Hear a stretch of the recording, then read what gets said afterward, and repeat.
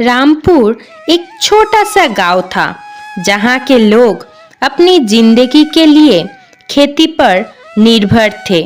यहाँ रहते थे गोपाल और कमला, एक साधारण परंतु ईमानदार पति पत्नी। गोपाल एक किसान था और कमला उसकी सहायिका थी।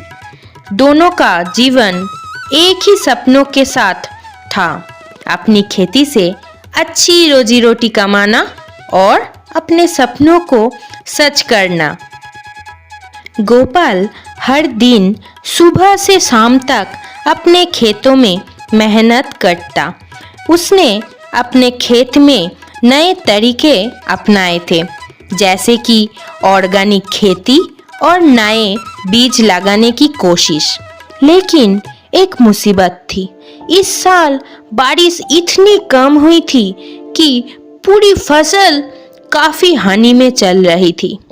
गांव के दूसरे किसान गोपाल को देखकर हंस रहे थे। उनका कहना था, अरे गोपाल भाई, तुम कहाँ तक ये सब करोगे? तुम्हारे खेत में कुछ नहीं होगा। तुम्हें भी शहर चलकर मजदूरी करनी चाहिए। गोपाल ये सब सुनकर कुछ नहीं बोल पाते और मायूस होकर घर लौट जाते हैं। लेकिन कमला हमेशा अपने पति का हौसला बढ़ाती थी।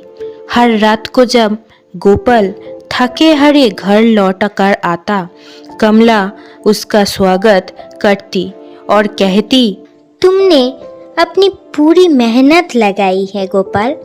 कभी कभी थोड़ा वक्त लगता है, लेकिन सब्र का फल हमेशा मीठा होता है।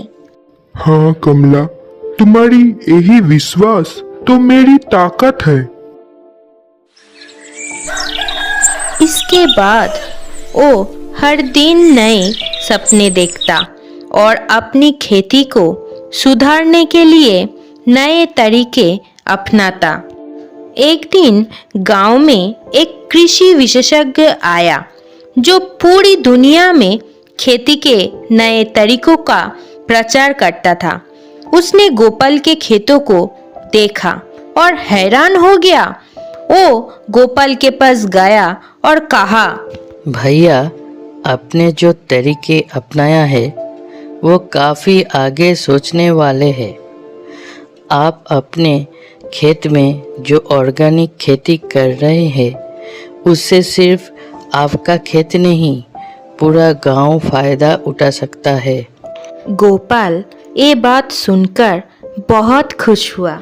इसके बाद कृषि विशेषज्ञ ने गोपाल को एक कृषि प्लान दिया जिसमें नए बीज और तरीकों का इस्तेमाल किया गया था। गोपाल का नाम अब पूरी शहर में मशहूर हो गया। कमला ने ये सब देखा और अपने पति पर गर्व महसूस किया। उसकी आंखों में आंसू थे, लेकिन वो खुशी भी थी क्योंकि उसने कभी अपने पति का हौसला नहीं तोड़ा था। एक साल कमला ने अपने पति गोपाल को देखा और मुस्कुराते हुए कहा, मैंने कहा था ना गोपाल, सब्र का फल मीठा होता है। आज तुम्हारे सपने सच हो गए। गोपाल ने कमला को देखा और मुस्कुराते हुए कहा, तुमने कभी मेरा साथ नहीं छोड़ा। तुम्हारी दुआओं और विश्वास ने ही मुझे अपनी मंजिल तक पहुंचाया। सब्र और ईमानदारी से की गई मेहनत कभी बेकार नहीं जाती। अगर आप अपने लक्ष्य पर ध्यान दें और अपने साथ अपनों का विश्वास बनाए रखें तो सब्र का फल हमेशा मीठा होता है।